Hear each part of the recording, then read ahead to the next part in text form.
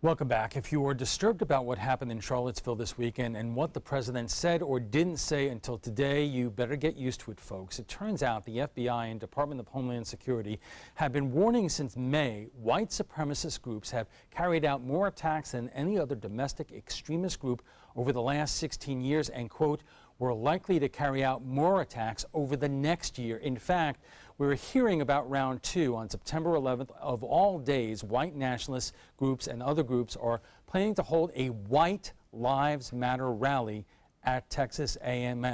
And we just learned that the university has canceled that White Lives Matter rally, which underscores just what is going on here. And here to talk about this, as well as the criticism about the president's response, are Trevor Harvey, the president of the Sarasota County branch of the NAACP, Rod Thompson, the president of the Sarasota Republican Club, Susan Nylon of Nylon and Associates, and Reverend Russell Meyer, the executive director of the Florida Council of Churches. Thank you all for being here tonight. And Trevor, the president today finally said the words that so many Republican and Democrat wanted him to say over the weekend. What's your reaction to it? Well, I feel that the president's comments are a dollar short and a day late. It's 2 days, 48 hours after the incident occurred on Saturday, and I think the president should have immediately stood up on that day and called these groups out for what they are. Immediately demand the Department of Justice to order an investigation on it, because we cannot not just sit by and not say anything. Yes, he said something today, but unfortunately, I think it's just too late. Rod, why did he wait so long? Two thoughts on it. First one is that I think we have to remember when he said it on Saturday, and in real time, everything was unfolding at that point. Trump's gotten in a lot of trouble, including with people like me, for shooting his mouth off before he had all the information. The one time he actually seems to be measured, and people are going to suspect his motives, but he's actually measured here, still gets in trouble. So he says, all right, bigotry, hatred, it's wrong on all sides. So, okay, a little soft, but there it is. There was a bunch of violence going on. Today, he gets out there, he gets it right. What everybody was saying, we got to have him say, he needs to say, he needs to say, he said it all, still not good enough. But the key phrase that you just mentioned there is on all sides. And Susan, that is what really evoked a pretty incredible response by both Democrats and Republicans and everybody in between. Yeah, I think he totally ignored what the issue is, which to me it said he wasn't even really paying attention to it. He gave a comment because he was expected to give a comment, but he didn't really understand what the problem was.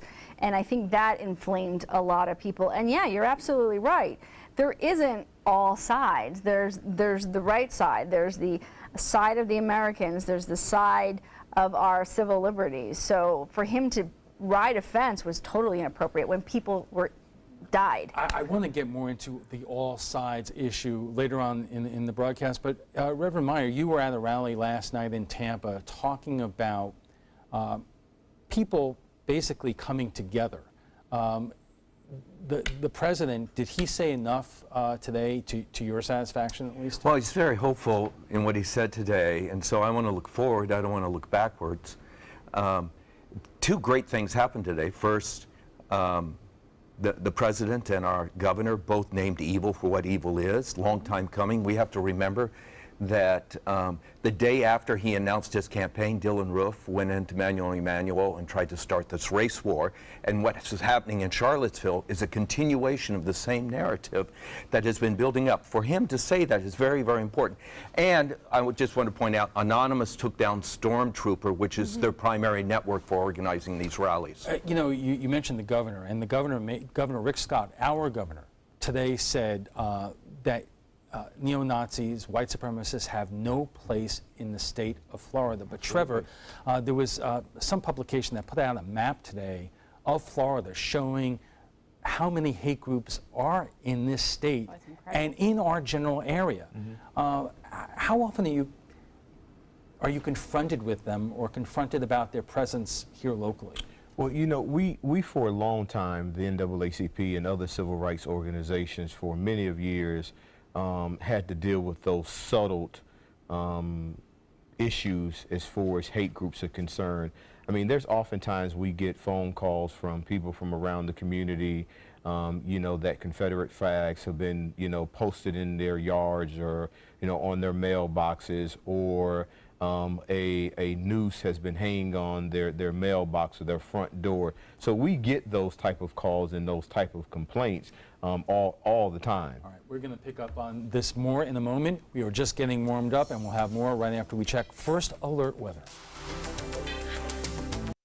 Welcome back. We are talking about reaction on the Suncoast to the events this weekend in Charlottesville, Virginia. White supremacists clashed with protesters. A woman was killed when a self-described white nationalist allegedly plowed his car into a crowd, and 2 state troopers died when their helicopter crashed while flying above. Joining us for more are Trevor Harvey, president of the Sarasota County branch of the NAACP, Rod Thompson, president of the Sarasota Republican Club, and Susan Nylon of Nylon and Associates, and Reverend Russell Meyer, the executive director of the Florida Council of Churches.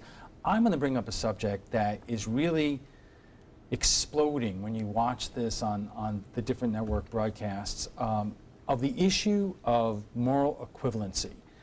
Obviously, you had 2 or more opposing groups clashing in Charlottesville. The people who came there to protest the white supremacists, they had shields. They were ready for confrontation. And so when you watch some of the discussions on the cable networks, you have some people say, well, the other side was there ready for a fight as well.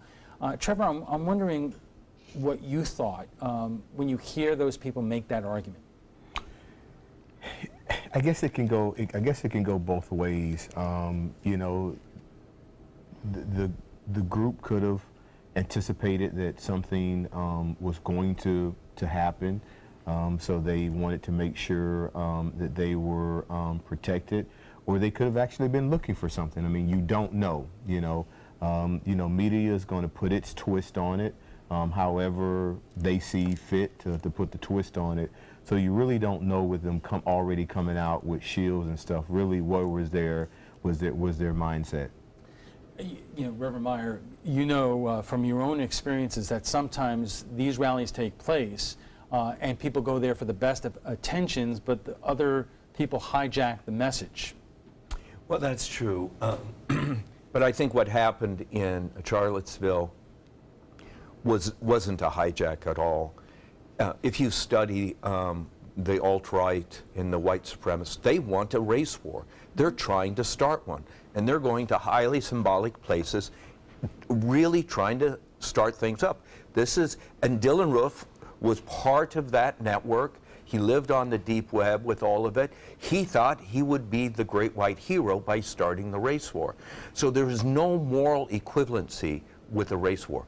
Carrying a Nazi flag and talking racist nonsense is what millions of Americans died to make certain would never come to this country. My stepdad, I buried at Arlington, commander, a Navy pilot who fought in World War II. And, Arlington is filled with people who died so that rhetoric wouldn't be here, and it is banned in Germany. Rod, the reaction has really not been partisan, because as we showed in the network story, you have people from Ted Cruz to Marco Rubio to Orrin Hatch. I know you have strong feelings about this, that there is a difference in your opinion between conservative Republicans, and the alt-right. Correct, and that's exactly why you've seen bipartisan condemnation, why you've seen plenty of Republicans condemning this openly and clearly, because the alt-right has nothing to do with American conservatism or the right wing in America. That's why they called themselves the alternative right, because they're not the actual right. And the truth of the matter is, the alt-right does not believe in the Declaration of Independence. They do not believe in the Constitution. They do not believe in individual liberties. They do not believe that all men are created equally under God. These are bedrock principles of American conservatism, and they oppose all of them. They believe that Western civilization was built by whites, and without whites running it, it's going to fall apart. Well, that is totally antithetical to what conservatives believe. And everybody I know that understands the alt-right, which frankly isn't that many Republicans, but everybody I know that understands them says these are bad people with odious and poisonous ideas, and they need to be called out. But Susan, you still hear the argument of moral equivalency about whether there are groups on the right and the left who are basically ginning up the violence. Yeah, and there actually are. I mean, I've been in rallies myself where the groups that basically infiltrate your position to basically hook on to your rally and turn it into something else. We saw that during the Women's March. We saw that during the inauguration. All the violence that happened during the inauguration, the liberals got blamed for it, and it had nothing to do with our group. They tried to do it at the Women's March, and they were unsuccessful because of who was in attendance. But I do want to say, everything that Rod just said, I would have loved the president to have said the first time out. Yeah, Trevor, you're laughing. Yeah, well, that's my whole point in this whole conversation is, yes, we've had bipartisan individuals come out and speak about the condemnation of what happened Saturday, but we're not getting it from our president, and I think that's the biggest concern here. When we go back to what I call Daddy Bush and Son Bush, Bush 1 and Bush 2, when these kinds of things arose, and these two very strong Republican presidents, they hit these issues dead on. Yep. You know, they came out and they called these radical extremists, domestic terrorists, what they were. They hit them dead on. But our president, for some reason, has a hesitation with doing that. He called President Obama out. He felt that President Obama wasn't calling these groups what they were when he was on the campaign trail and running the campaign. But now that the shoe is on the other foot, he's basically doing the same thing that he called President Obama for. Rod, nobody is quicker in 140 characters than Donald J. Trump. And you know what? You had a CEO who quit one of his task forces today because of his lack of response. And within an hour, he is going after that CEO. Right. What Trevor just said there is something that a lot of people notice, that he does not attack this with the same kind of vigor. But he did today. I mean, it was pretty, at noon, his noon speech today was pretty pointed. I think it covered all of the bullet points that everybody wanted. But he had no choice. Yeah, well, okay, you can say he had no choice. I think he's the president. I think Trump clearly has a lot of choices. He's constantly doing things that I wish he wouldn't do, and he does them anyway, even when he gets pushback. But I also want to mention on moral equivalency. There isn't a moral equivalency between the alt-right and the groups opposing them as far as what they stand for. There isn't any. The alt-right is just disgusting. Where there is equivalency is that they were both violent. And the leader of that Antifa, they are all over the country promoting violence. They were at the Women's March. They were in Seattle today against a prayer vigil. They were working it up. They were in Berkeley. They were in UC Davis. They are all over the country. They are a violent Marxist organization. I am not saying that they are equivalent to the alt-right, but I am saying they are a problem, and I would like to see the left call them out also. Reverend Meyer, let me give you an opportunity to do so, because that is an argument that you often hear, this Antifa, that we're just really kind of learning about what that is. Have you seen them in all the rallies and you know, things that you have gone to, and what's your position when they show up at an event where you're trying to express quite a different message?